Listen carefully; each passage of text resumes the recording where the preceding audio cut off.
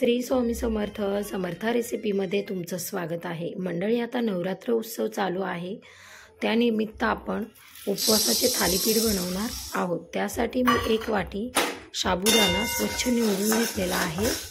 आता त्याला भाजून या पद्धतीने गरम करून घेत आहे। हे पहा, साबुदाणा छान भाजला की आपण या पद्धतीने मिक्सरमधून वाटून घेणार आहोत। छान अशी त्याची पावडर तयार करून घेणार आहोत। पावडर तयार झाली की लगेच चाळणीने चाळून घ्यायचं, जेणेकरून आपला जो साबुदाण्याचा भरडा राहिलेला असतो त्याने आपल्याला थालीपीठ बनवताना अजिबात त्रास होणार नाही। हे पहा, भरडा मी बाजूला काढलेला आहे। आता कढई गरम होती तर त्यामध्ये अर्धा वाटी शेंगदाणा भाजून घेतलेला आहे। थोडेसे शेंगदाणे जास्त घातले तरीही चालतील, 1 वाटीपर्यंत घातले तरीही चालतील, म्हणजे आपलं मिश्रण घट्ट होईल। परंतु इथे मला शेंगदाणा जास्त आवडत नाही, म्हणून मी शेंगदाण्याचा कमी वापर केलेला आहे। आता शेंगदाण्याचा असा कूट बनवून झालेला आहे। पहा, बारीक कूट बनवायचा आहे, जाडसर ठेवायचा नाही आहे। त्यानंतर मी 3 उकडलेले बटाटे घेतलेले आहेत, त्याचे साल काढून घेऊयात।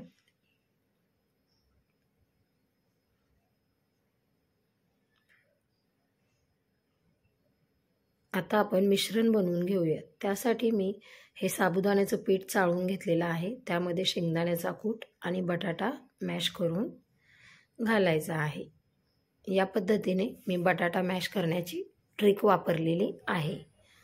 नंतर 1 चमचा मीठ घातले आणि 1 चमचा वाटलेली हिरवी मिरची घातलेली आहे। आता आपण मिश्रण मिक्स करून घेऊयात। पाण्याचा अजिबात मी वापर केलेला नाही आहे, कारण आपला बटाटा ऑलरेडी ओला आहे, त्यामध्ये हे मिश्रण तयार होते। पाण्याचा वापर अजिबात केलेला नाही आहे।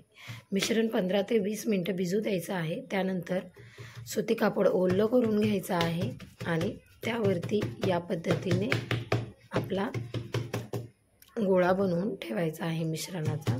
थोडंसं पाणी लावून या पद्धतीने आपण थालीपीठ बनवून घेणार आहोत।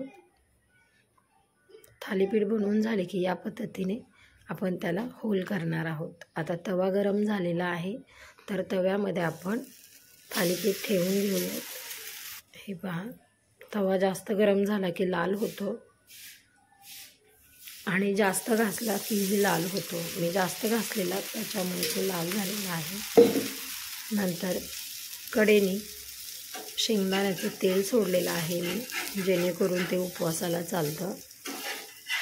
या पद्धतीने आपण थालीपीठ दोन्ही साईडने भाजून घ्यायचे आहेत छान।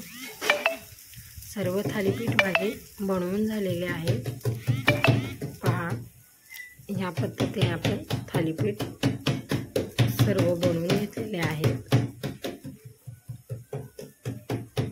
खायला खूप छान लागतात, त्यामुळे एकदा नक्की ट्राय करा। आणि सर्व थालीपीठ बनवून झाल्यानंतर गरम गरम लगेच दह्यासोबत आपण खाऊ शकतो, किंवा उपवासाची चटणी बनवून आपण खाऊ शकतो, परंतु दह्यासोबत खूप छान लागतात। श्री स्वामी समर्थ।